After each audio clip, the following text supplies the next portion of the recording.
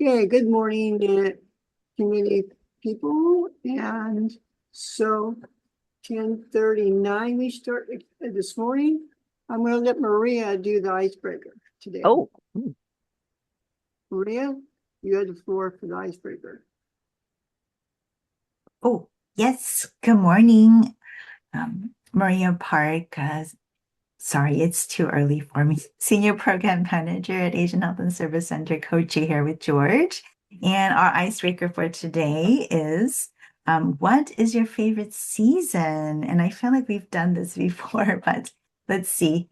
Um, what is my favorite season? I think either spring or fall. I love the fall smells and colors, but then also the spring, like the crisp air and just everything blooming. I mhm. think that's my favorite season. I'm going to pass it to George. Hi, my name's George Adams, down here in Southern Oregon, Medford, Jackson County. I am co-chairing with Maria today and with other meetings. And my two favorite seasons would be spring and summer. Um, One, because I was born in August. I guess that's why I take a little heat. Ha ha ha. Um, so I'll hand it over to Brandy Storm. Hi everyone, Brandy Strom with Maslow's Project here over in Grants Pass, Oregon, and favorite seasons are spring and fall because I like having a little bit of everything, like some warm days, some cooler days, and yeah, they're beautiful seasons. I can pass it to Veronica. Good morning, Veronica Kritsky, Senior Business Analyst for the Oregon One mobile app.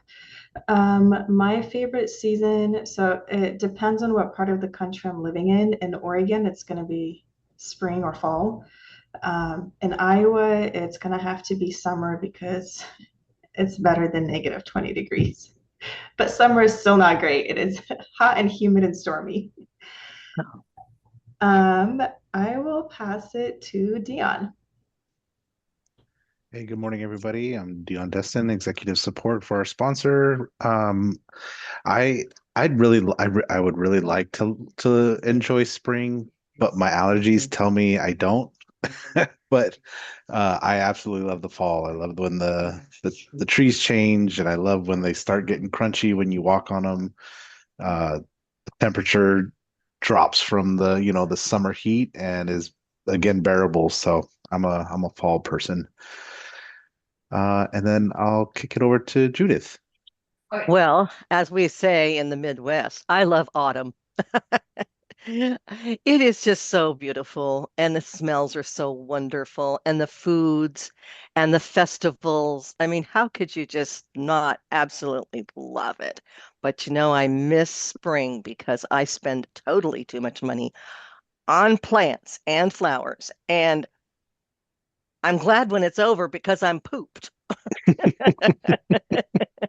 And who do we have next? Oh, somebody give me some help with this. There's iPhone, which is where Vixen's at. You've Uh, got Rosa. okay, Vixen, can you talk? I will do my best. Okay, you go next. I am going to I'm going to say spring and fall. Hmm. I love the colors in the fall. I never thought about the crunchiness, but I like that. That was great. And I love in the spring the snow on the mountains and the grasses coming back green and the new life. And I think, Brandy, have you gone? I have gone, Brandy Strom. Yes. There's Rosa. Okay, Rosie. Hey, George, Vixen. Good morning, everyone. Yes, Rosa Armenta. Lot of people know me by Rosie. And let's see, I like this icebreaker question. What is your favorite season? I'm going to say fall. I'm going to say fall. I'm not a fan of summer. Okay. I think everybody is a fan of summer in my household except for me. And I think I like the fall just because of the sceneries. I can go to beautiful out there, Vixen, where you're at, Wallowa County, Enterprise. I think where was that, Vixen, where you sent me to a couple years ago and you said the trees are just beautiful and I went and was it oh, I can't remember the name of it, but it was beautiful. Anyway, that is my favorite season, and I'm going to introduce myself a little bit further here. I think I have a section, so but very glad that I'm here with you all. Thank you. And then popcorn style, I'm thinking Azucena. I'll let you go. Thank you, Rosa. Azucena Moreno. I am with ODHS, with OEP, the Equity and Engagement Strategy Manager here. My favorite season is also fall. I'm from Bakersfield, California, and I've lived in Las Vegas, Nevada. Both of them are high heat areas. My hometown right now is at 100, I think, and 12, says my mom. So we did not have fall. It just went straight from like super, super hot to like kind of cold, but no sense of fall really. And Las Vegas had the same thing. So really excited to see fall here. So that's absolutely my favorite. And I don't know who has gone because I came in late. Crystal and Misha daughters are the other two, and Andrew. Thank you, George. Which one? I can go, George. So I also I think fall is my favorite season as well. I have I like the cooler weather. I have a newfound appreciation for summer with my kid because doing summer stuff with kids is super fun, but I don't love the heat too much. So I like when it starts to cool down in like late September, October, and I love all sorts of fall like harvest or Halloween type activities. So big time spooky season fan here. And I will pass to Crystal.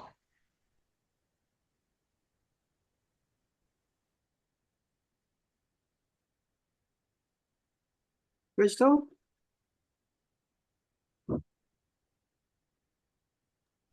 Sometimes Maybe it's not working. if Crystal's not working, then maybe you could put it in the chat. Crystal and Misha could go. Yeah. Good morning. My name is Misha. I'm a PSR4 with the applicant portal technical team. My favorite season is spring because that means that winter is finally gone. I like the flowers and then everything is blowing and blooming and turning green. And I also enjoy the lower temperatures around 60 to 70 degrees. All right. Is there anyone else left? I think I was the last one. You were the last one. Okay. Let's go down the agenda. A very pretty agenda, too. Yeah. Who's to the agenda? Andrew? Dion? It is me, and I'm working on getting it shared here. I gotta, well, we got it first actually. We've got these upcoming builds. We'll do a recap of this real quick. So, request 110 is updating the earned income details to differentiate various school fundings. Scheduled for initially July 15th, has been rescheduled to September 16th. So that will go in next month. Request 125, adding character counters to all open text fields that have limited typing space. That specifically we did, I think, on characters, on fields with characters of 200 or greater, or 250 or greater. And that is scheduled for August 12th. So that is going in a couple days. Request 114, enabling users to switch between authorized representative and individual roles directly from the dashboard without needing to log out. Scheduled for next month, September 16th. And request 143, updating the renewal and periodic report page to remove the green button with complete renewal when a renewal is already completed, is scheduled for November 11th. I believe we had that one approved during our last committee meeting last month. And I believe that wraps us up for our review at this time. And up next, we'll turn it over to Rosa to do a more complete introduction. Wait, before you do that, Andrew, Yeah, back up. back up. Yeah. Now, question I had was on the 110. That is, say, if someone comes in and they have to update and they got scholarships or plans, or does that also mean stocks and bonds too as well, that they can add into their income, right?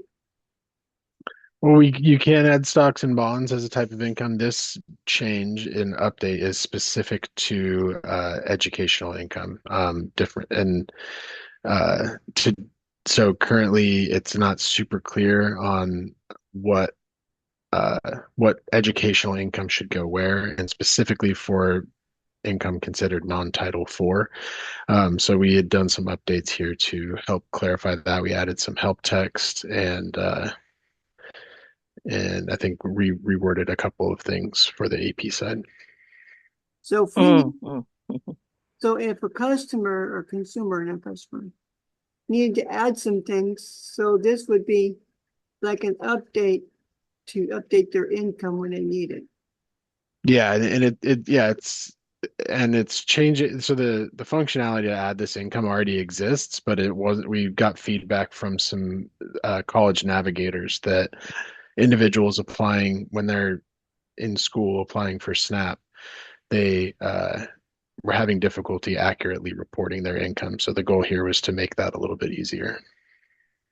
Okay, now I understand. Mhm. All Any right. other questions? No, I see none, so we can go to the next one. Cool. So the next thing is an introduction for Rosa. Yeah. Thank you, Andrew. Great questions, George. Good morning, everyone. Again, my name is Rosa Armenta. I am the OEP Engagement Strategy Coordinator. So I'm the new James. I'm under Azucena. Might not look like James, but I'm the new James. And I am very happy to be here with everyone. I have seen the amount of changes that have happened because of this group, and I cannot begin to tell you how grateful we are to have such a strong group dedicating their time to making the one system better. And I know there's going to be a lot more changes coming our way, and I'm very thankful that we are here in preparation for what's coming up ahead with the HR1 changes. So we are here to listen, and I know that, as I integrate into this work, I know there's going to be some changes that are going to be requested that we might not be able to change because there's certain system changes that we're able to request, and not so much the bigger ones. So again, just bear with me while I get situated, while I get into the work, and just making sure that I know what we're able to accomplish as a group and what we might be able to hold off based on certain system requests. With that being said, I am eager to meet with each and every one of you separately. So just know that I'm going to be reaching out in the next week or so just to see what your calendar looks like. I know everybody's super busy and I don't want to take a lot of your time, but if you can maybe just spend 30 minutes with me via Teams or via Zoom, whichever you preferred. I just would love to get to know you better. Just, do another quick introduction and just talk about the group, and learn more about the group as well. And of course, learn more about you. So just know that I'm going to be reaching out via email and just making sure that you have the capacity to meet with me. And if you do, I would love to get just a little bit of your time with me together via Teams or Zoom. And I think that is it in a nutshell. That's me. I came from Maria, I remember you. I came from the OCHA team, the Office of Community Health and Engagement, used to be known as CPOP. And I used to be a regional outreach coordinator. So Vixen, I work with Vixen very closely. And so I'm very happy to be able to be in this space where some of you are very familiar to me. So yeah, anyway, thank you all so much. And I'm just going to sit here, take lots of notes. And again, I'll be reaching out soon. Thank you. Rosa, we normally have more people than this. I just don't know where they're all at. No worries. It's summer. It's close to summer, and I'm thinking families are out shopping for back to school. Just lots of things happening. I know a lot of folks are out of office this week as well. So, just enjoying the last bit of summers, I guess. Last bit of the summer. Okay. Yep. Andrew, let's go to the next thing on the agenda. Yep. Yeah. Thanks so much, Rosie, for the introduction. We're super excited that you're here. So next up, we have an update on OIC recruiting.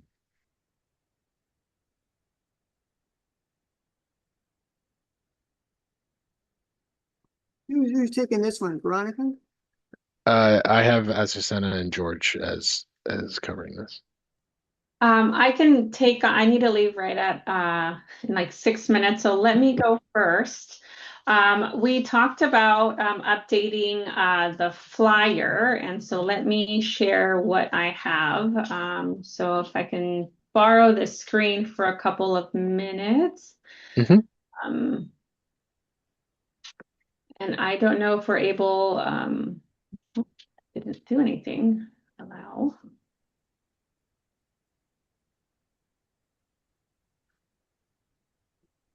I should have had this ready. I'm sorry, friends. So this is what we have. New flyer to hopefully get our comms team okay with, did it go away? It went away. We're looking at a Teams message, the OIC internal chat. Sorry, friends. All right. Hopefully to get the comms team to be okay with us using this. So I do want to get feedback on this. The links are live. So we have, so maybe I'll give you a minute to read it, but we do have two QRGs. The first one is a link to the interest form. The one that we looked at I think maybe last month or the meeting before. The second QRG and this link is to make a suggestion for changes. So I just realized we probably need a written link to this one as well, so I can find a place for it, but happy to make any suggestions. I know this looks very different than the other flyer that we had. Hi, this is George. I would suggest making a link with that join with the one system up there. Yep. As of hackers that have changed many times on QR codes. Okay. So to be safe, I would suggest making a link. Yep. I can do that.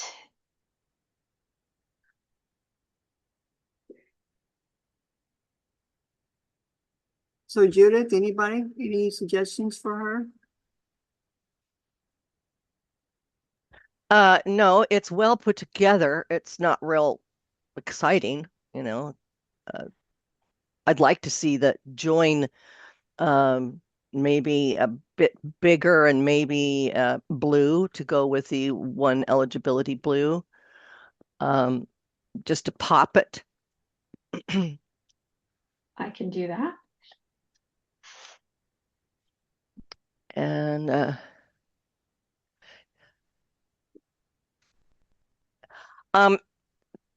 comment that I would make is where we're saying suggest improvements, identify confusing, difficult parts. Yes, this is what we do, but people out there in the community, they are looking for some way to make the one system less frustrating, which is I see the identifying the confusing and difficult parts of one. And so I think you've covered that. Other than that, I think it looks good. Okay, so I'm adding a link to the interest form. Right. And then I'm making the join OOIC larger and blue so that it matches kind of the headline a little bit better. Are we okay with having two QRGs in the flyer?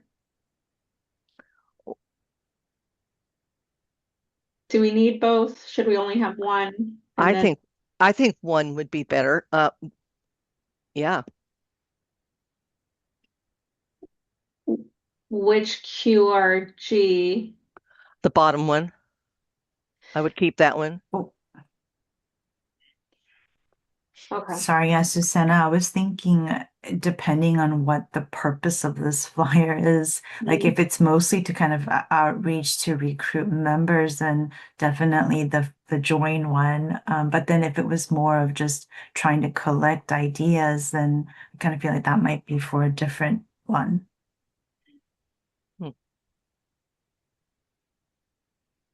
And I just kind of just put a few things in chat too. Oh. Well, Brandy thinks that is agreeing with you, Maria, and she thinks that the bottom one would be an okay one. Okay. Now, I think the intent of this one was to recruit more OOIC members. I think the idea of adding a place for them to just make submissions for improvement, I think that was like an extra addition. But I think the overall intention was to recruit more members to OOIC. So I wonder if the one we should keep then should be the join OOIC one. Right, exactly. Yes. Oh, I'd hate to have somebody who had a good idea bypass this. Well, we could keep the link to the submission form. We just won't have a QRG for it. Oh, yes. You're right. Yeah. Okay, that's good. Okay. Mhm. So the join, yeah. the QR code will stay. I'll remove the other one, but I'll still add the link to the join OOIC, and then I'll rephrase helping make one system easier to use. Okay. The Mish daughters had said there in chat that both of them would be an okay for her. I'm wondering if possible, we could create a separate one just for ideas, like a separate flyer maybe. Because sometimes I feel like, well, I don't know if the target population might be a little different or not, but we could, and we could, if we're just asking for recommendations, we could even make it like a half sheet instead of a full sheet. So I can come back next month and maybe provide the half sheet and then just update this full sheet.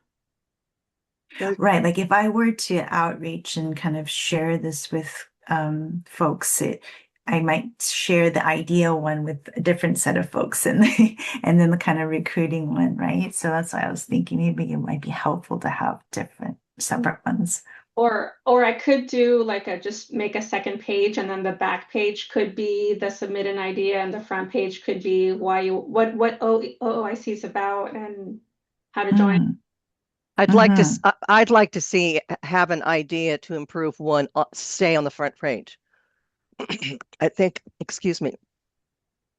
I can see me handing this out to my council, and they're all, perusing it during the meeting, and basically what they're looking at is, I don't have time to join one more thing, but I could introduce them. I said, now, as you notice here at the bottom of the page, if you have an idea to improve it, then go to this link and we'll be happy to have your comments. I just think I don't know. I just think it's important not to have two pages, because if you have two pages, we kind of lose people. Now that's just my opinion. An old person who belongs to a lot of councils. I know that the shorter it is, the easier it is to capture the community. Mhm. But you could, if you want them to look at, do you have an idea? You could, jazz up that section so that it is visible. Okay. So maybe make that, keep with the first page, but make the improving an idea a little bit more prominent. Maria, do you still want me to work on a half page, something just for the make a suggestion? Yeah, I mean, I agree with Judith, like kind of the overall feedback about the page. And like I said, I kind of feel like, depending on the different communities of folks that we might share this with, like, I agree with Judith, but then I think at the same time, this is maybe like for some other people, we could have one kind of that half sheet just for the idea. That will be helpful too. Okay. Well, I was just thinking, Maria, I was thinking about the idea of where we would be using a half page. And actually, I agree with you. That could be an additional piece of paper that we would use, is that be able to pass that out and say, if you have any ideas and you just want to jot them down and hand them in to us, then I'll be glad to take this to the committee. So it could be a twofold thing, something for them to take or something for us to immediately get their response and say, okay, great, I'll make sure the committee gets that. Before you go, a suggestion idea came up from Rosa. Hyperlink the ONE mobile app too, taking the opportunity to also promote the mobile app. A lot of folks know that we have a mobile app. Just what she wrote. I'm going to let the team take notes for me, but I want to take all those suggestions and I will work on it, but only because I'm stepping away doesn't mean we have to stop talking about it. If somebody else wants to reshare that flyer, please do. I just really have to run. Okay, we'll see you next month. Sounds good. Hi, Susan. Welcome back. Thank you. So, Andrew, let's go to the next idea on the agenda, please. Yeah, so initially next up we had our sponsor Jillian joining us, but I told George and Maria and anyone who else was here ahead of the meeting that Jillian has a conflict this month and is not able to join us. So we'll look to invite her to a future meeting. And instead, I think we're going to use this time until our break to start reviewing some of the pending requests that we have, and then we'll take our break. Sorry. Our break is scheduled for 11:25 to 11:35, and then when we get back, Lucas and Krista are joining us to talk about notices. So we'll start talking about requests, we'll pause, talk about notices, and then we'll bring requests back for the end of the meeting. What time is our break, Andrew? 11:25 to 11:35. Okay. So I will get the briefing sheet shared here. Andrew, sorry, I kind of want to go back real quick to our flyer, if that's okay, because Susan just joined. Yeah, no worries. We can do that. I don't know if she had a chance to see it at all, but I kind of feel like we've been working on this for quite some time. Yeah, let me, I think I can get the copy of it pulled back up and we can talk some more about it. Yeah, and I feel like if we continue, we'll never be able to share it out. But and it's changed over I don't know if it's been years, but it would be nice if we could try to finalize it. Cool, yeah, give me just a second. No problem, take your time. And I think the hardest part is done now because we had to run it through with our communications, and that's how it because even when I saw it, I was like, oh wow, it looks completely different now. Exactly. And I feel like if we keep working on it and then, it's we're gonna just kind of be going in circles. But there must be a reason why it's not exciting. But yes, anyways. I'm not sure where did we receive this in the email too? I did not. Okay. I sent out the email at the end of last week, and I did not share this out with that because I did not have a copy of Right, it at right, the time. right. Yeah. Okay. Yeah, I'm wondering if maybe we could kind of have a follow-up afterwards and try to collect feedback because there's probably not as many folks here today, right, in our committee. So if we could Yeah. try to get feedback about it and then yeah, that'll be great. Thank you. So what are we doing with this? Maria just wanted to make sure that Susan had a chance to see it because Susan joined us around 11. And we really want to push this forward because, as Maria said, we've been working on it for quite a while. And we want to be able to start being able to use it and recruit some more folks to OIC. So I think I heard a request from Maria to have it shared out to get some feedback. So we can definitely send this out to the group following this meeting because it wasn't included with the materials from last week. Mhm. Thank you, Andrew. Mhm. Any other thoughts on this before we move on to requests? So Susan, what do you want to know more about this?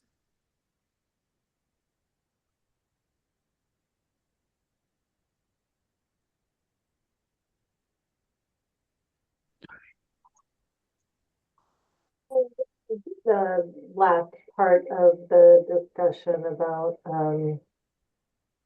like making the idea part stand out. Like if you don't have time to join, if you have ideas, here's where you submit them. Well, I'm just reading the top part.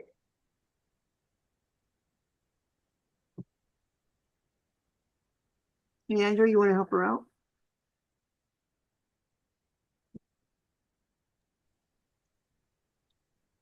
I can also jump in really quick. Hi, Susan. I introduced myself earlier, so you might have not had the chance to know who I am. My name is Rosa Armenta. I'm the new OEP Engagement Strategy Coordinator, so I'm the new James. You're going to be seeing me a lot more in these meetings, and I'm going to be connecting with you via email to maybe just touch bases with you in the next week or so. Hopefully, you have the capacity to. But we were just, as Susanna brought this forward, because we're going to start providing and disseminating this form. It's a recruitment form for additional members who would want to join the advisory group, the One Online Improvement Committee, just to make sure and hear your thoughts about, because I think we had something else and it got recreated with additional information. I think it's pretty plain and simple, but we're wanting to know your suggestions on how to make this form better for others. So we just spent maybe 10 minutes talking about the form and what we need to keep and what should go away and what we need to add.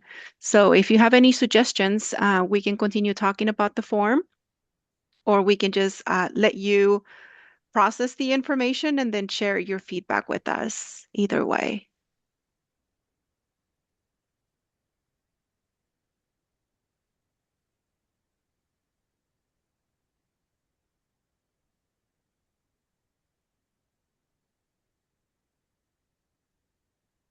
Thanks, Rosie.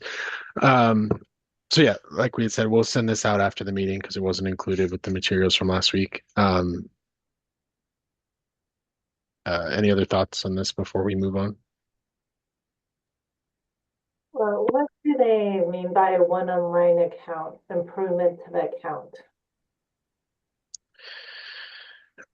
So that's our comms team likes to refer to the overarching like login for the one online portal and the mobile app as one online account. So I think that's where that language is coming from. I I have a feeling that's where that edit came from. I think in this context, though, you're making a good point. The way that this bullet is worded suggested to improvements to the one online portal would make more sense because yes, while you move in or while you log in with your account, we're asking about specifically updates to the portal. So um, I like that suggestion. If And that's what I was kind of then inferring that that was your suggestion, I guess, but just like one online account, like Yeah, and then same thing for the paragraph up top in the gray portion, it says one online account and mobile app in the very end of the last sentence. yeah, this has been kind of a sticking point between us and the comms team is they really want to more broadly refer to both as the one online account, which I think in certain contexts makes sense. But when you're referring to each different platform, I think we need to be more specific. So if there's no more questions, let's go on to the next thing.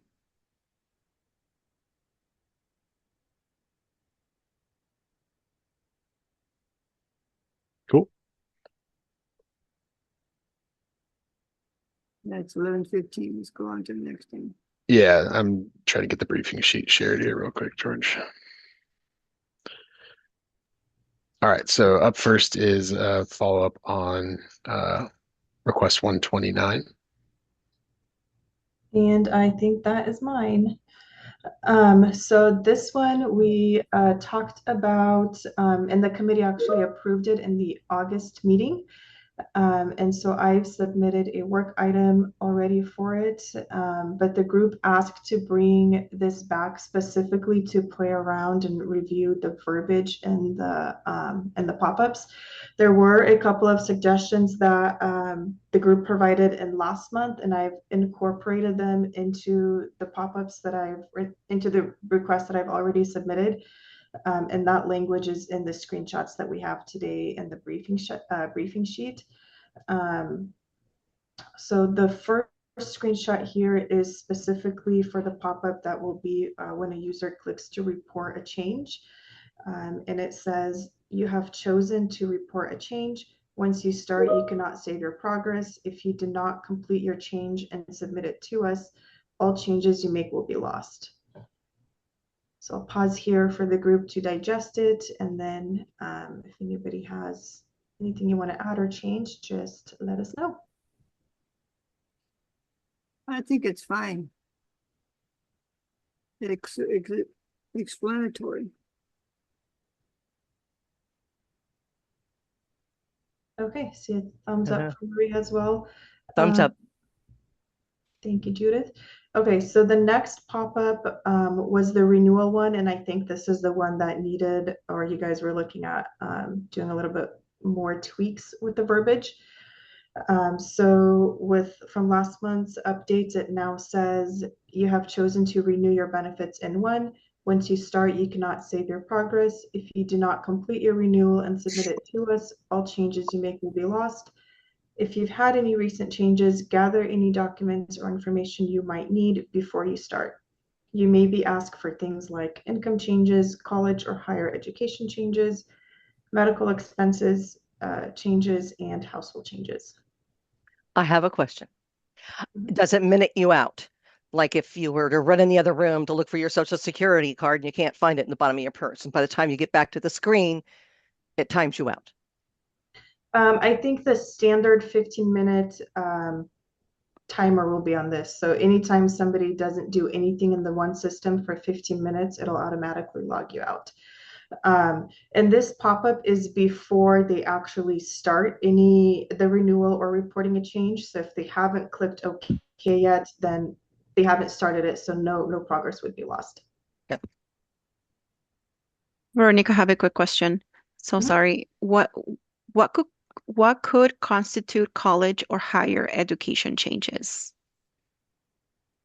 Somebody changing, like going from part-time schooling to full-time schooling, or financial aid changes. There's kind of a lot that goes into that. It's going to depend on what's needed for the program that they have applied for as well. I don't know if this, I mean, even because when I'm looking at it and thinking about like my student that goes, and if I'm applying or renewing benefits, college or higher education changes, I wouldn't strictly think about tuition or college income. Could we include that on there? Because I mean, if it's like I don't know why, but I wasn't thinking about that until you mentioned it. Are you thinking tuition income specifically? And Just with any that, anything related to getting that type of documentation because it can be a lot. Like the type of grants and everything that he's receiving for me to gather that information. I don't know why, but I wasn't thinking about it when I read college or higher education changes. so could we say college, comma, tuition, comma, or higher education changes? Would that make it more clear? No, Oh, I think mhm. I just saying or in parentheses, grants isn't a good example.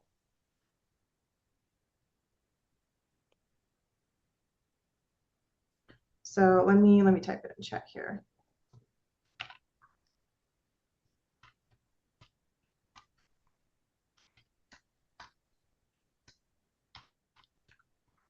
Scholarships, grants.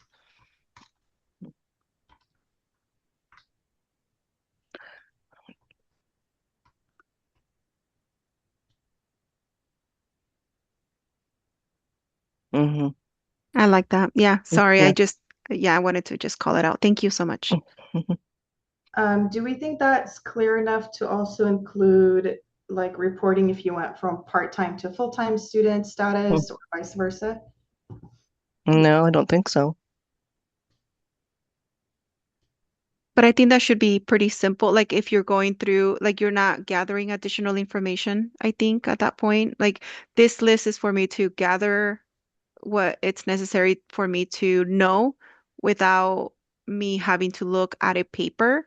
And I think like going from full-time to part-time or vice versa, I don't think that requires any type of like additional documentation.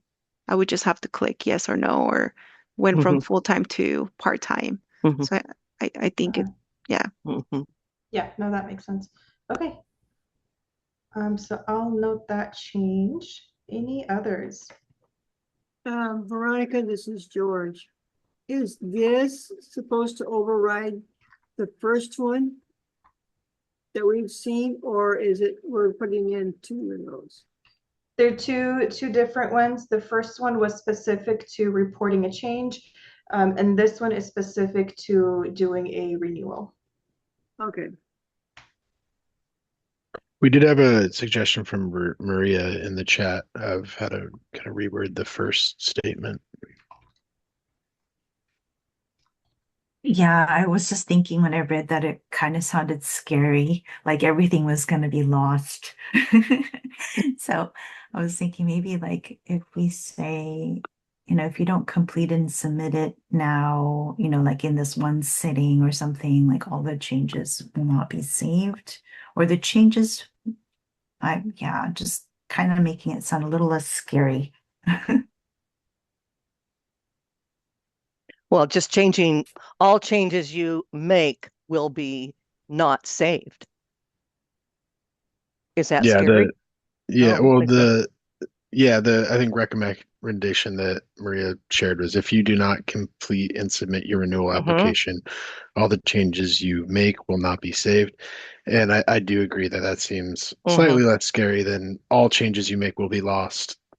Oh no, So I get the it's in the suggestion. universe.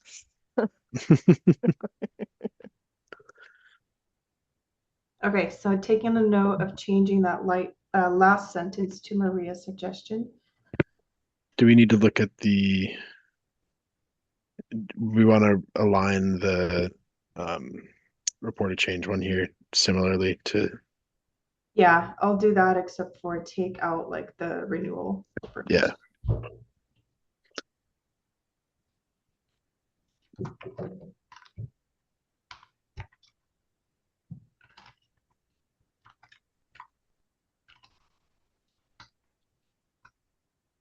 Cool. Any other thoughts on this one before we're coming up to our break here in just about 2 minutes? And I want to make sure we stay on time with that because we have some guests joining us on the other side. Ooh. Veronica, is it okay if we scroll up just a little bit to the reporting change? This is another can of worms. Um, when we, when we, I think sometimes when we report changes, it kind of has us like mm, sometimes even like go through the entire application again, or like, make other updates and changes. Like, should we include anything related to that in here? We can, but the screens that will be queued is going to be specific to what the user checks they want. Like if they want to update their income, they'll get the income screens. If they don't check the income box, because from this pop-up, they would go to that report a change screen where there's a whole list of the different things that they can report a change on. And only the things that they check would be queued in the screens that they will see. Right. Yeah. And I think the purpose of this originally was just to kind of let them know, I just have everything prepared so that, right, you can do it all in one sitting. So, okay. Okay. Yes. Well, Thank you. Maria, you got to keep in mind also that this is set up in 15-minute increments where it's going to knock you off. You're not going to have enough time. Like you may have to end up doing this all in one sitting.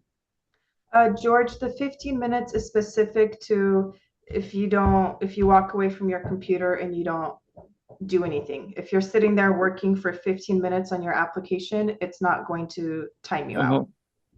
Well, that's what I meant to say.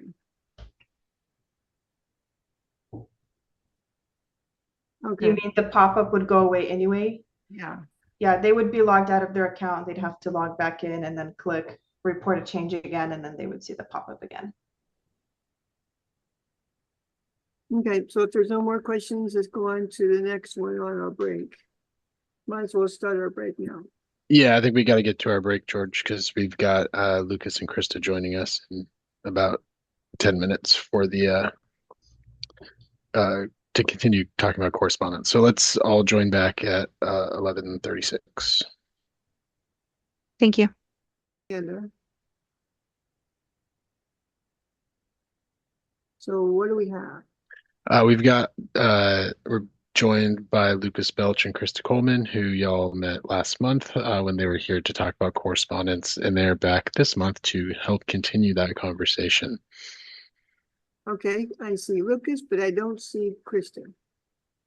I see Krista Coleman. She on the bottom? I don't know. I think she, in terms of the participant list, probably did display differently for different folks, but I see Krista in here. Oh, okay. Brandy, welcome be back again. Hey, Brandy. Okay. Lucas, you got the floor. Yeah, good afternoon again, Lucas Belch, the pronouns. I was here with you all last month and wanted to come back, and thank you for having me back. Wanted to come back first to sort of follow up on some of the discussion that started last month. I have a few particular questions to follow up on with the group from things that were raised last month to help us to hone in on what's going on and how we may be able to improve things. But even before that, first, I did just want to be able to share one of the things that was brought up last month that we are already getting a fix in place for just this month, even. It was raised last month that on the medical renewal notices that folks were seeing where the medical renewal notice, excuse me, was indicating for certain individuals that they needed to provide both proof and provide a signature, and that details about that would be included later in the notice. But that notice was not providing any of the details about any proof that they needed to provide. It was only including that signature line for them, which is incredibly confusing. I can certainly sympathize with. And that turned out that was a defect in the system that was causing that. So it was not at all how it was designed to work. It was simply a code defects that was causing that for a certain group of folks who, again, did not have anything that they could provide in terms of proof themselves. They were only needing to provide that signature.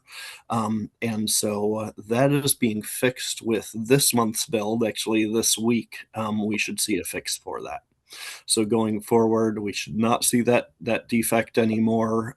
If you do see that defect anymore, please go ahead and report that. Again, if you share it with Andrew, I'm sure he can get it back to us. But you should not see it. So just wanted to report back on that, and thank you so much for having shared that last month. That's really helpful for us to be able to see the issues and to help to get them fixed. So just on that one. And then after that, we did have a few other particular things that were brought up last month. We wanted to dig a little bit more into. And I guess even before I get to that, maybe just like last time, I just want to do a little bit of a level set in terms of it's sort of how we can get things changed in the system, and sort of when we're looking at changes for the system, not defect fixes, but actual, we want it to work differently than it's designed because it's not making sense and that type of thing, and make improvements. Then there's really two major buckets that those can go down, two major pathways those can go down. Either as what we call a work item, which is for smaller scale enhancements, right? Or as a change request for larger scale enhancements. The good news is that for those smaller scale enhancements, for those work items, we do have ability and capacity, I should say, to go ahead and complete a set of those every month. And so when we identify those things, and for correspondence, that could be something like when there's static text on the notice that appears all the time and it just doesn't make sense, we could go ahead and update that static text with a work item. That's pretty common for a work item. And so, yeah, we can go ahead and get those things completed and identify those. The bad news is, unfortunate news is that for those larger scale change request items, I think you all probably have heard otherwise in other forums or possibly here that the change request docket, that bucket is pretty full for the next couple of years. And so while we can go ahead and log change requests, we can't necessarily get them prioritized.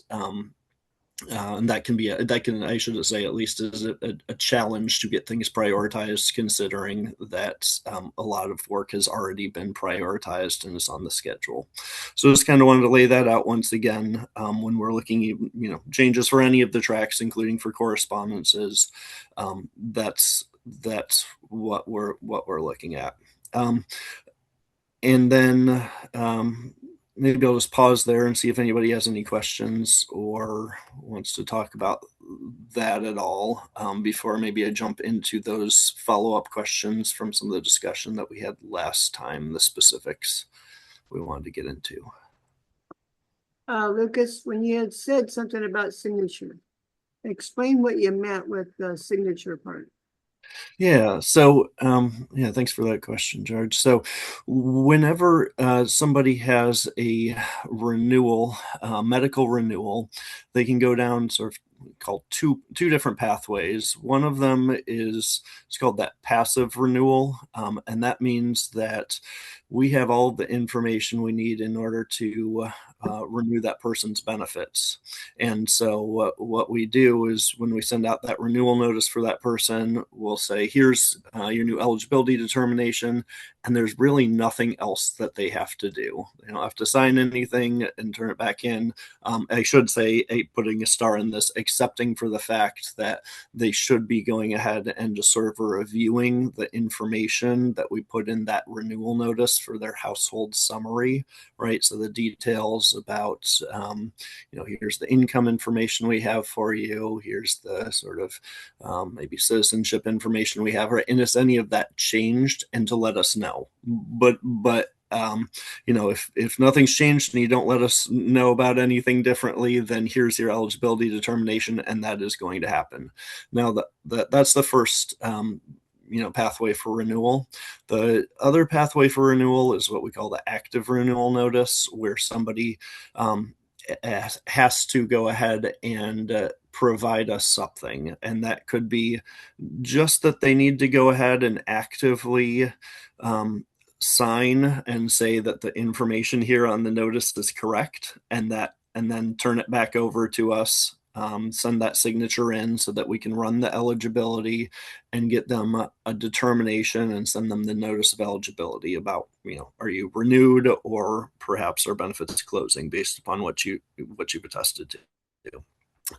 And some folks, though, in that active renewal bucket, in addition to providing a signature, do have to provide some sort of proof. And I think that was what was the defect was kind of caught up around, is that for some folks going through that active renewal process who really only needed to provide a signature to us, we were also telling them, hey, there's some sort of proof you need to provide, and we'll tell you about those details in the notice, but we just never told them about the details because, of course, they didn't have to provide any sort of proof themselves. So does that help clarify, George? It does. Now, are they going to have to do this on phone, computer, or tablet? Yeah, so we offer the option for them to be able to sign on the paper, on the actual renewal notice, if they're getting it in paper. They should also, and Andrew, correct me if I'm wrong, they should also have an opportunity to go ahead and provide that active renewal signature in response to the renewal through applicant portal. Yeah, that's true. Yeah. And I would they be able to respond as well through AP mobile? Not for a full application. Okay. Yeah, no renewals in the mobile, just reporting changes as of now. Awesome. Yeah. Okay. So yeah, does that clarify on your question there, George? It does. Now, I'm going to make a suggestion. Some people, like myself, always wants copies. So I would suggest that if someone's going to sign their name to your porthole, that there should be a button somewhere where they could make copies. They could go either to their email or to a file that they can store every time they get a notice from you guys. Good idea, George. Yeah. Making sure I'm hearing that right. So the suggestion is sort of anytime we are sending a notice to somebody, to give them the option to also get an email that lets them know where is that right, George? Yeah, where they can go, and so when you sign their name on a porthole, there should be a button at the top that says copy after you're done signing. Okay, that can either be, Or it could say print. well, some phones won't print. Oh, that's true. So by that, they could either get a copy with its signature coming in through their email, or set up to where they can get a copy through the mail with their signature. Because that will tell you guys that they want a copy. I'm always going to get a copy of everything I do. Yeah. Just in case if one thing Yeah. up, I got a copy saying, yeah, I did this. Yeah, that's a good suggestion and something I think we'd have to take back and think about how that would work in the system. Just sort of thinking about how the data is stored, and then how we could go ahead and think about that. But maybe that's something I can take offline and think about with Veronica and Andrew. Yeah, what I'm thinking, Lucas, is what is it? Is there anything that shows like the electronic signature on the client copy of the AP PDF? That could, because that could be a place for it. Right. Once the signature's been captured, like on a paper copy and returned to us, I Mhm. think it's stored back in the electronic case file. Mm. So it's not stored back in that correspondence module that shows up on the AP message center, right? It's not going to be listed there. So I would think I don't know if any of those electronic case file documents are provided back on applicant portal for viewing currently. Not unless yeah, I don't think so. If it's something that was uploaded to the ECF from like a paper copy that was received by an office or a worker or something. But yeah, I was thinking more of like how we would display like a customer copy of an electronic signature from AP. But we can just something to think about as we consider that suggestion. Yeah. Now, I do know that some all-in-one computer printers, I have an all-in-one, which is fax, copy, scan, and print. With my Wi-Fi, I would be able to go from my phone to my Wi-Fi and print it up that way. Some people will have a Wi-Fi hookup to their all-in-one. And some people don't have printers at all. Right. Yeah, it's too bad we can't just put, a phrase in there that says, "Would you like a copy of this document sent to your home?" And then that automatically generates a copy in the mail. Yeah. I think we can think about how to do that. It's again, just think I'll have to stretch my brain a little bit, just because that correspondence isn't stored in the same location. Um, but but maybe again, if that's something we can think about offline. I do have one thing that maybe is sort of tangential, that I wanted to discuss with the group, and maybe I can use that as a segue for, which is and before we get to some of the specific follow-ups, for things that were brought up last time, might be a good segue if I can. That To let the group know, if you aren't already aware, that with the medical work requirement change request that's being implemented partially in September, partially in November, that we will start sending out emails to folks, that has a little bit more specific information for them about their cases and specifically for their eligibility for OHP, specifically when they are individuals who are considered applicable individuals for medical work requirements, just meaning that those medical work requirements apply to them. But when somebody is a medical work requirements applicable individual, then we can start sending out these emails, that can tell them about additional things they need to do to complete their application and to receive benefits, as well as their eligibility determinations. Since again that was being implemented through this sort of narrow medical work requirement change request, again those are really limited at this point. But I just sort of wanted to talk to the group about that and give you awareness of that because I think there's been another thing that's been raised here last month by this group, as well as in a number of other forums, is that our notices of eligibility in particular can be a bit overwhelming, and there's quite a bit of information that we include on those. We have sort of one of those situations of kind of have you ever heard of legislation being created as a camel? Everything sort of gets added in, right? Yeah. And so what we have sort of an issue with the correspondence is, we have all of these requirements, including a significant number of legal requirements.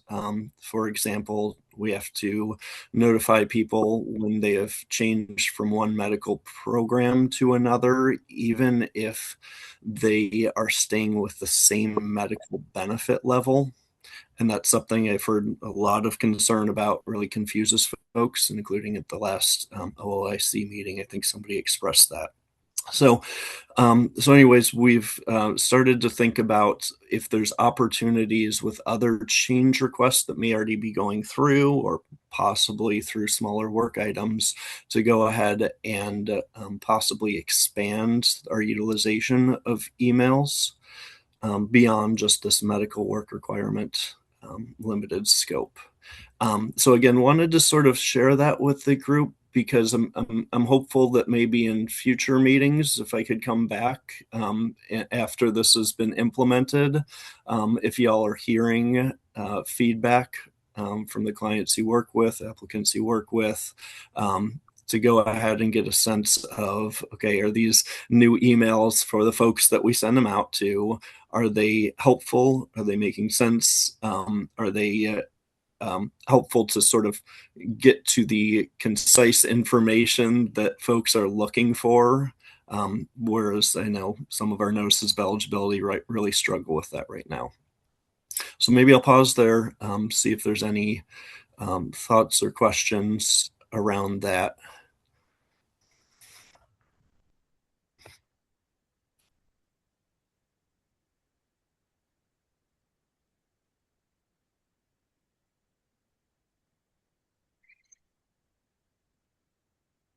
Yeah, and that's definitely seeing in chat there from Rosa that many of the communities may not have access to email. That's absolutely a limitation with that kind of solution, is right. If they don't have that email, then they may not be able to get that. Yeah. And to the question of wondering if anything being sent by email is being sent by mail.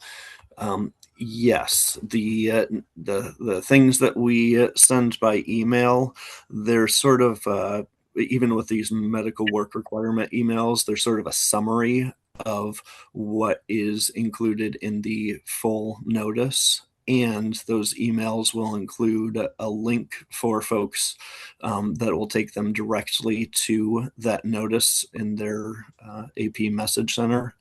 So they'll be able to sort of directly tie into the full message that way. And so they are able to get the full message. And again, that email is just sort of the summary.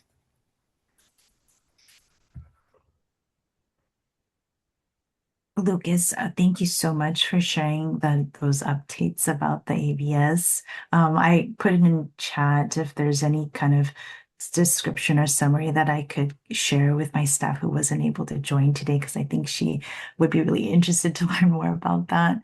But yeah, and then,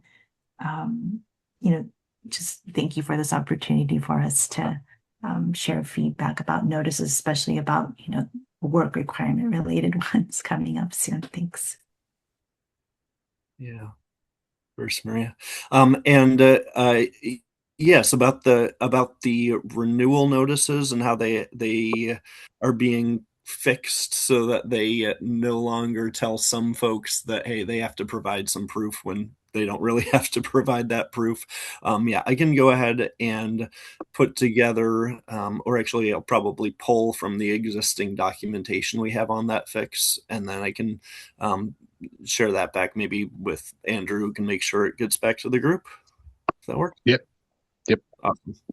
Yeah, Definitely let's can do do that. Okay. I know we're I know we're coming up to 12 o'clock here. Do we still have a little bit more time to get into the details, or should I hold off for another discussion, Andrew? Yeah, I think so. We're kind of coming up on time here, so we should probably hold off on another discussion. But if we could set some kind of like next steps of like what we want to talk about maybe next time, we can make sure to kind of set the agenda for that in future meetings. Sure. So I think wanted to follow up on there's really three items from the last meeting. I can go ahead and get those to you in email, the specifics of what we wanted to follow up on, but there's really three that we may be able to sort of take on with work items in the future, just sort out the details of that. And yeah, I can go ahead and get those to you, and then wanted to go ahead and open up for additional discussion on what the group wants to look at after that. So You can, Lucas, you can come back on the next meeting come September. So wonderful. we'll see you. Yeah, maybe we can we had a shorter amount of time allotted for this because we thought Jillian, our sponsor, would be joining us today. So maybe we can try to give a little bit more time for this conversation next time, because I think both this time and last month we were kind of not allotting maybe enough time to have a deeper conversation about this. But yeah, we'll look to do that for sure. Yeah, awesome. There's certainly a lot we can wade into with correspondences, a lot of areas for improvement. Totally see that. So, okay. Well, thank you all so much for having us. Thank you, Lucas. Thanks, Krista. Appreciate your time. Okay, so next up we have on the agenda to continue discussion around our pending requests. Get the briefing sheet shared again here.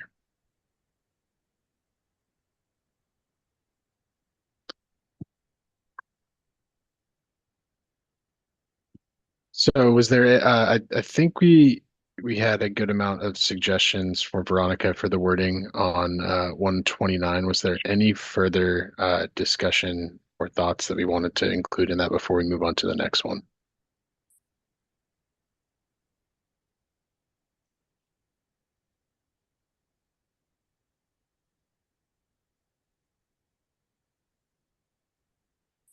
Okay, I'm not hearing anything, so we're going to go ahead and move on to request 140.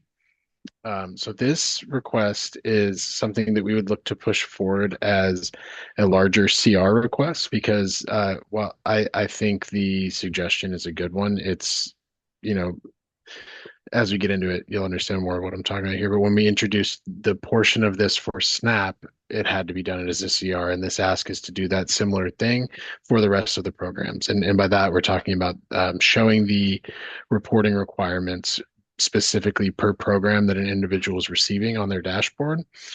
So back in November, December, I believe we started working on a change that went live in March to give individuals who are receiving SNAP food benefits to a link on their dashboard and updates to certain screens in the portal to be more clear about their specific reporting requirements. And based on the way that you receive SNAP, sometimes you have to report income that's over a certain amount. Other times you have to report everything, all changes, things like that. So depending on your different reporting system is how we refer to it, your reporting requirements change. And as part of the ongoing effort to increase accuracy around SNAP, that's where these changes came from.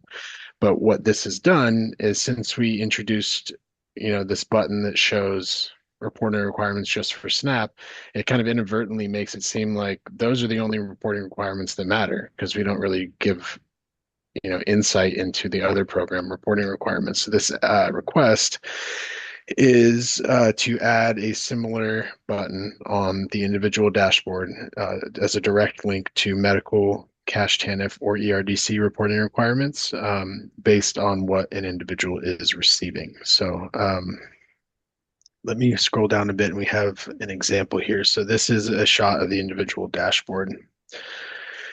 And this is a mock-up from one of our design documents. It's a little blurry, so I apologize about that. But this button here on the left is what I'm talking about. If someone's receiving food benefits and they go to their individual dashboard, they have this new button here that says View SNAP Reporting Requirements. When they click that, they're brought to a screen that dynamically shows them based on their reporting system. This particular one being SRS, which stands for Simplified Reporting System.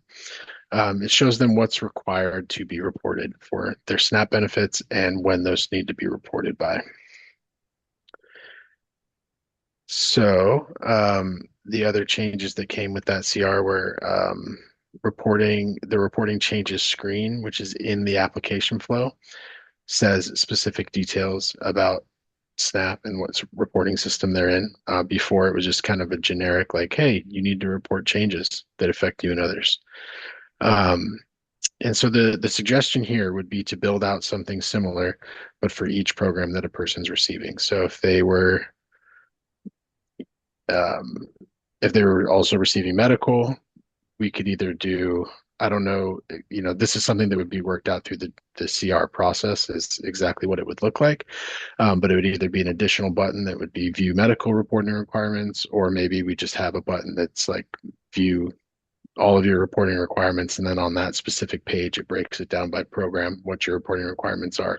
But the main idea behind this request here is to not single out SNAP so much and make that stand out as like the only program that you need to report changes for.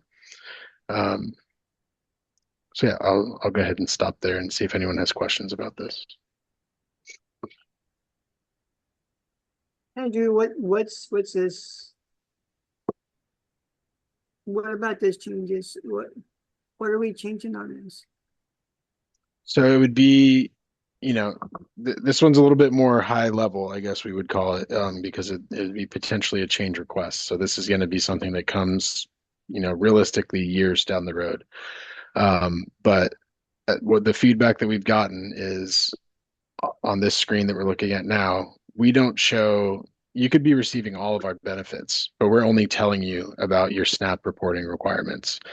So if someone who's not familiar with our system, not familiar with our programs, comes in here and they see, oh, view SNAP reporting requirements, they might think they only have to report things that relate to their SNAP case. They might, they don't know they have to report changes to their medical that apply to specifically to medical, to their cash case that applies specifically to their cash case, or to their daycare, childcare case, ERDC. So what we would be changing, and like I said, it's a little hard to ask exactly how we want it to look because the CR process is a little bit different. It requires input from all of the different program and policy areas on how they would want it to look as well. But really what we're saying here is we want to add in details here that allow an individual to view all of their program reporting requirements, not just SNAP. Okay.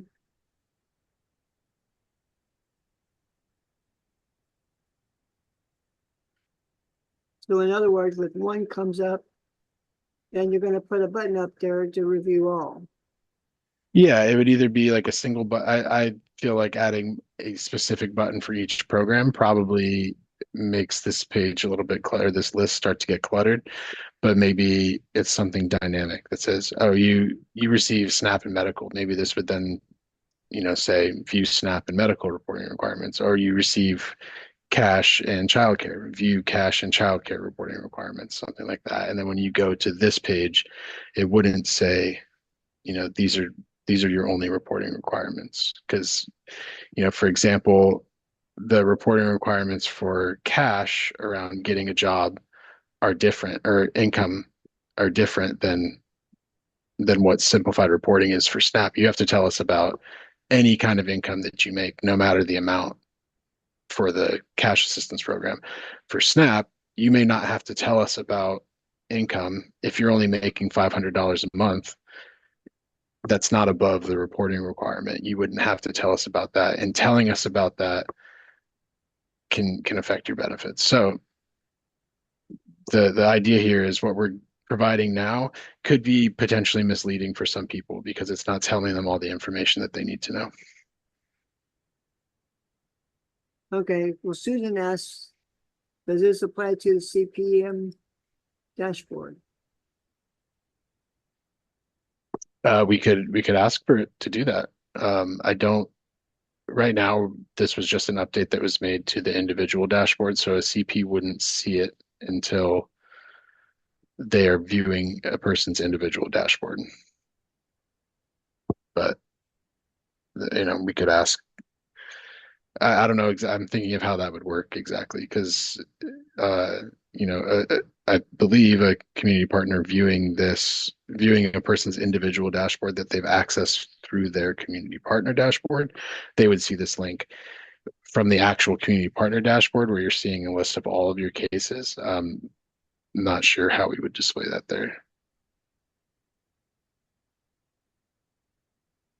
Andrew, is it going to be kind of specific to each program and specific to individuals? I just kind of put in chat like that we might need to clarify what that even like when I just hear it, like reporting requirements, I just wasn't really sure what that meant. And so it might be helpful to kind of I guess it explains it a little bit here on the screen now, but is it kind of like an extension to what the rights and responsibilities, like kind of more detailed? Yeah, it's part of their rights and responsibilities, and they're different for each program. Right. And so, yeah, depending on what you're receiving, you have different rights and responsibilities. One of those responsibilities being reporting changes to us that happen. To be honest with you, I don't know all of the specific reporting requirements for the different medical programs, so I don't know exactly, when you have to report different information to us. But what I do know is it's not like the SNAP reporting requirements are pretty unique in the way that they work, where you only have to report certain stuff to us once your household income has increased a certain number beyond the federal poverty level. So yeah, we would, thinking about medical, we would make sure that we're displaying specifically what they need to do for medical. And then, I think thinking back to Susan's suggestion about the CP dashboard or question about the CP dashboard,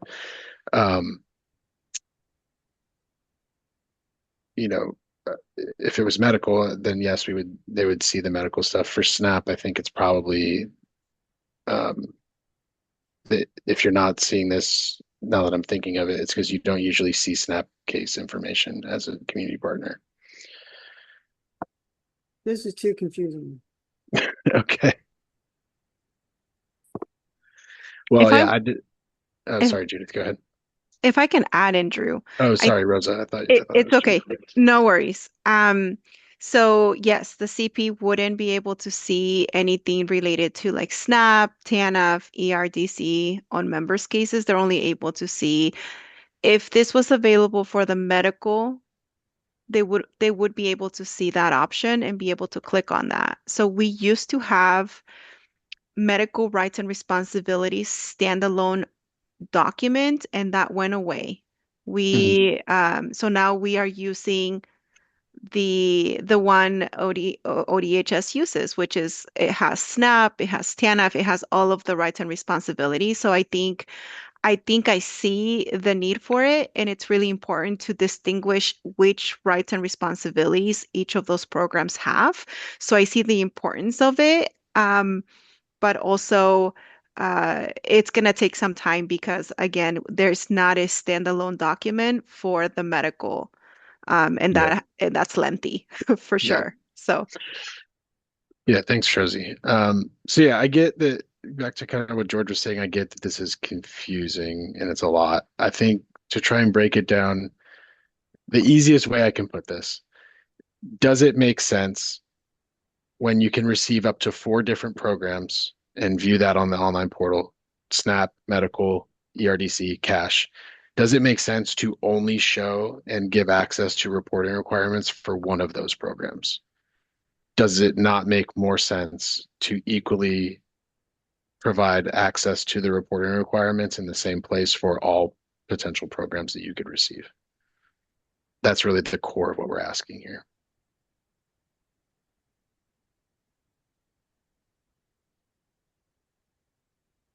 So. Right, and just so like, oh, sorry, go ahead. So are you wanting a vote on this, Andrew? Yeah, so this we don't usually present things like this necessarily. We haven't in the past, but this came through as a request, and we talked like we thought about it, we talked about it. It's just not something that we can put through as a work item.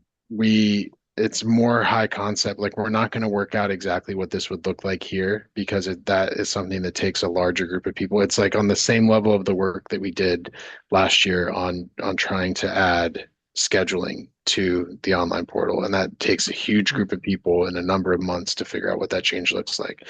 So yes, I'm asking for a vote, but really what I'm asking for a vote on is the concept, not the actual design, not the wording, not what it looks like. The concept of, do we feel like it's fair or makes sense to only show SNAP reporting requirements? And do we think it would be worthwhile to try and add the reporting requirements for all of the different programs here? So with that being said, okay, now I know that SNAP, medical, and state all have, when the application is done, I know they have what is called the do's and don'ts. Would it be in the same concept here? Sorry, explain what you mean by like do's and don't, like. Well, you know how you go down and you do medical and you do SNAP and you do state, and every time you do each one of them, you have a do and don't to each one of them. And then you have to sign. Yeah, this is similar to that. It's not asking for a signature here, but it's allowing somebody who is receiving those benefits to more easily understand without having to like go find a letter that we sent you 6 months ago or dig through your message center on the portal. It's saying, I received these benefits. What do I need to tell you about to keep my benefits? And the other side of it is, what don't I have to tell you about? Because you don't always need to tell us about everything. And sometimes telling us about something that you didn't need to tell us, that can lower your benefits because we have to act on that. So it's only fair that when we have these complicated reporting requirements, that we tell you up front and provide an easy way to access that. And right now we're only telling people about that for SNAP. Okay. And so with each one, well, they have a single button to each one here on the left. Yeah, it would either be a single button for each one, or it could be a button that somehow encapsulates all of them. This is where I'm saying, like, we can't quite, there's no guarantee if we come up with like an idea here that that's going to eventually be taken forward. This is more of like a high concept. We need to decide on the idea if this is something we want to go forward with. I'm seeing some support from it in the chat that we think it's a good idea to add reporting requirements for each program. And really, I know this is kind of outside of the requests we normally talk about, but it's asking if we think moving this forward is a good idea. Okay, well, I vote with the committee and vote yes. So it looks like that you have all your votes. Yeah, I've got you, George. I've got Susan. Saying all programs. I got Maria. I got Brandy. I don't know if I'm seeing Judith. Judith, do you have any thoughts on this one? I'll go for it. Okay. Yeah. And then you have all your votes. All right. Thanks, everybody. So we can go ahead and move on to the next one. We'll get this logged as a CR, and this will come a while down the road. A way while. Yeah. Okay, one request 141, update email verification to a clickable button rather than a clickable link. So this update would be similar to a change that we made last year to update the clickable link in the password reset email button. Ideally, we probably would have realized at the time that there was another email we could have updated in the same way, but it got brought up to our attention that there's this email verification that we send out when someone's creating an account that could benefit from the same design. So updating the link to a button is more user-friendly and avoids errors that some users encounter depending on the browser or domain that they're using. So this is an example of what we did for the password reset. We added this clickable button here, and we still include the link for users who want to copy and paste that into a browser window. And then this here is, zoom in a little bit to highlight this one. This is an example of what the current email verification link looks like. So there's no button, just this clickable link. But we've gotten feedback that certain browsers don't really support that functionality of the clickable link. People run into issues. So it was suggested that we do a similar update that would look like this, where it's a button to click here to verify the email address. We still do provide the full link for anyone who needs to copy and paste it. And that's it. This one's pretty straightforward, but open to questions or clarifications if anybody has thoughts about this one. Well, Andrew, you might have some problems with that now too, because Microsoft has been doing some weird changes. Thank you, George. So you may not get the response you get.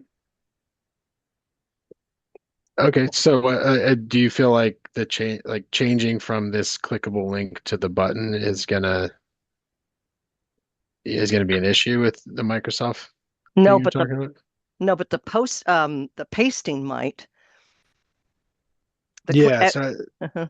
so yeah, we're hoping that the majority of people would use this button and that would work for Right. them. Mhm. Including the full string here is if for some reason, like I think if I'm thinking back, I want to say Vanessa brought up concerns about people having, if you're within like a certain administration account or something, like if you're within you have restrictions set on your browser and it won't let you click something that opens into a new tab. Exactly. The button might not work, so that's why we still provide the link here for anyone who might need to copy it. But the hope is that this button would work for most people. Well, on my Microsoft now, Windows 10, I can't even copy and paste now. I can't either. You can't copy it. Well, Nope. And I thought I had everything to do with my mouse. Microsoft fixed that too. interesting. It's So we may not be the only ones having this problem. no. So Andrew, you might have to come up with a solution.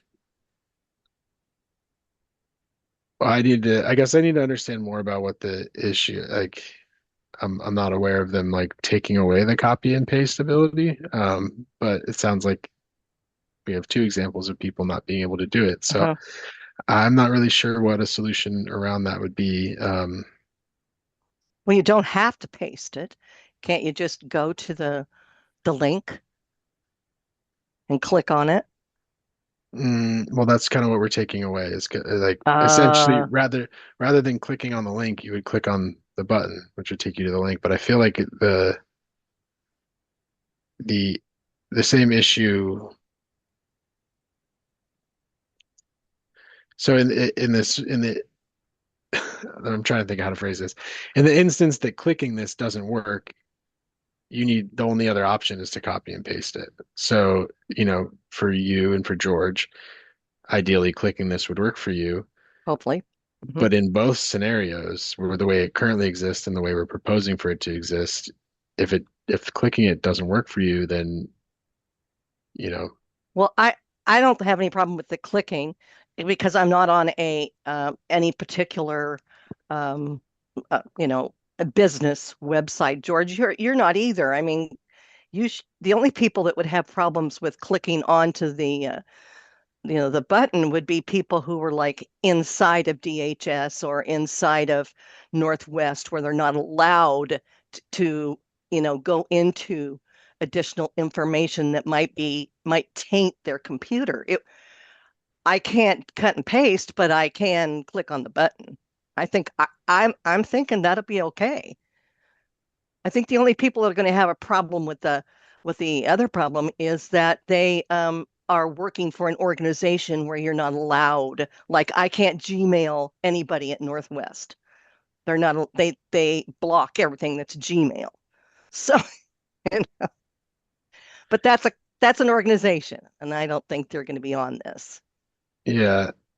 So I guess I don't want to I don't want to say this in a way that like doubts you and George's experience, but like I have a hard time believing there's not a way to copy and paste from a Microsoft device. That's crazy to me if they did that. Andrew? If that's true, though, it's not really our job to Circumvent Microsoft. I guess, yeah. I don't know. I'm struggling in my head of like how we would even solve that problem. Yeah. It's Andrew, okay. I believe it's coming through the security updates that are being given to us. Okay.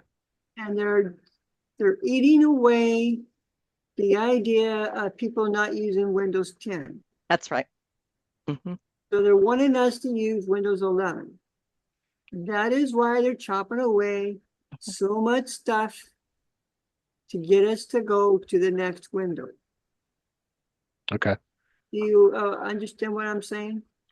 Yeah, they're trying to they call it planned obsolescence. They want to make Windows 10 unusable so that you have to upgrade. I get that. And just for a peace of mind, I know others that are having trouble with copy and paste, and they're on Windows 10. Okay. And no, I'm not just saying this. I don't think you're just saying it, George. I'm sure you're having issues with it. It's just the first time that I've heard of it, and I'm having a hard time grappling with the idea that Microsoft would remove such a common function from their system. And then again, I kind of lean back to like, well, if we can't control what Microsoft does, and everything else, every other system functions off of a copy and paste idea, I'm not really sure what other solutions we have to either provide a clickable button or a more direct route of pasting that. I think in that scenario, a user would just need to have this on one screen and manually type this in on the other screen if the button click and copy and paste doesn't work for them. So I don't really know that there's any sort of design we could come up with that we don't already have here. Well, here's one idea. Leave it to where they can press that button. If in fact, if everything else fails, I'm sure we can come up with a remedy. Next time, if you guys get all these complaints that they can't get in. Mm-hmm. Fair enough? Yeah. Okay, Dion, you know this now, okay? But I did say it.